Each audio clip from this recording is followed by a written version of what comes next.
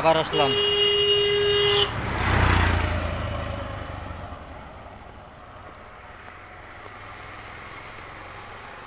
রোদ, প্রচুর রোদ, গরম। এই নাকি ইলিশের দেশ চাঁদপুর।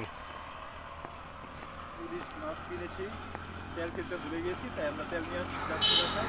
মাছ কিনা হয়েছি ইনশাল্লাহ, ইলিশ কিনছি, শুধু বাকি ছিল তেলটা। এই যে এই যে তেল কিনে আনলাম, এই দেখেন তেল নিয়ে আসলাম। এখন আমরা ইলিশ ভাজি করব। এমনি ইনশাল্লাহ সব বাজার সদাই শেষ, শুধু তেলটা বাকি ছিল। এই তেল কেনার জন্য আমরা বাজারে গেছি। এখন আমরা বাসায় গিয়ে ইলিশ মাছ ভাজি করব মোটা লবণ দিয়ে। চেষ্টা করবো আপনাদের সাথে শেয়ার করার জন্যে, আপনাদের দেখার জন্যে। ইনশাল্লাহ, আল্লাহ হাফেজ।